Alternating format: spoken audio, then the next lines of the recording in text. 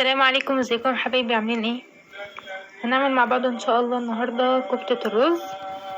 الطلبات اللي هتحتاجيها معاكي طبعا نص كيلو لحمه وعلى حسب ما تزودي بقى. معاكي بصل، ثوم، كمون، فلفل اسود، وملح، ودي بودرة الرز اللي كنا عاملينها قبل كده مع بعض، ومعاكي زيت.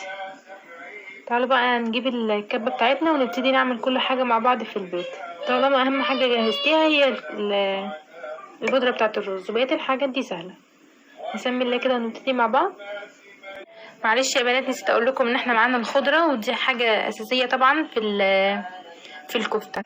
بصوا يا بنات، كده انا خلاص فرمت اللحمه والخضره والبصل والثوم وكل الحاجات. هحط بقى عليهم الرز. دول نص كيلو لحمه، عايزه تحطي قدهم نص كيلو رز عادي مفيش مشكله، بس انا هحط كوبايتين بس عشان تبقى اللحمه اكتر يعني. انا هحط الرز يا بنات وارجع لكم نكمل مع بعض.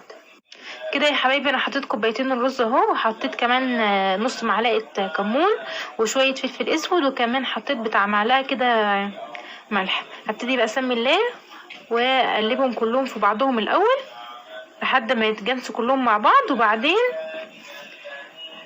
احطهم تاني في الكبه ياخدوا كده ضربه برضو، بس مش هحطهم طبعا كلهم عشان الكبه ما تبصش. حطي شويه شويه، لو احتاجوا زيت حطي مفيش مشكله. انا بقى اقلبهم كلهم يا بنات وارجع لكم تاني. كده يا بنات انا خلاص خلطتها كلها في بعضها، بس طبعا هي محتاجة ناخد شوية شوية ونضربها في الخلاط، فانا هنقلها في حاجة تانية وابتدي بقى ان انا اخد شوية شوية واضربها، لان طبعا المفرمة اللي عندك مش زي المفرمة بتاعت الجزار. كده يا بنات انا خلاص فرمتها الفرمة الاخيرة، شايفين ما شاء الله ناعمة جدا وما بتلزقش يعني، بتلم معاكي بسرعة، حتى لو لزقت لزق خفيف وبتلم معاكي ما شاء الله. ريحتها جميلة جدا، طبعا انضف من بره بكتير، كفايه ان حاجه انت عاملاها في بيتك. تعالوا بقى نبتدي نصبعها مع بعض، وكمان هقول لكم انا ازاي بفرزها عندي في الفريزر. نبتدي بقى يا بنات نفرز الحاجات مع بعض. الكفته طبعا الاطباق الفل الكبيره دي ما تخليش بيتك يخلى منها، بجد بتنفعك جدا في التفريزات.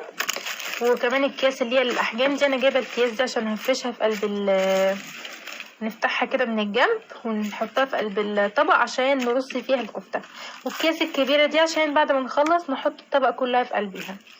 بصوا يا حبايبي، الكيس اللي هو اللي قلت لكم عليه اللي هنحطه في قلب الطبق ده، بقص الحته اللي هي بتبقى من هنا كده، وبعدين بفتحه من الناحيتين بقلب المقصه او السكينه عشان يديني قطعتين، فاهمين؟ عشان يبقى معايا كميه كبيره يا بنات اهو. كده بقى ابتدي اصبع الكفته واحطها.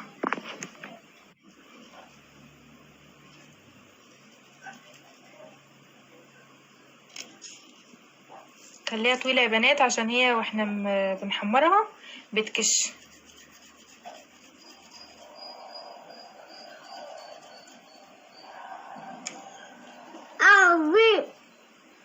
كده يا بنات اكون خلاص خلصتهم، بسم الله ما شاء الله. عملوا معايا كميه حلوه، نص كيلو يعني، شايفين؟ كمان في حتى من تحت جزء ومن فوق جزء اهو. وعمل كمان شويه دول على شكل اللي هي كفته بتاع داوود باشا، برضه انا عاملهم في صلصه يعني اهو ما شاء الله. شايفين؟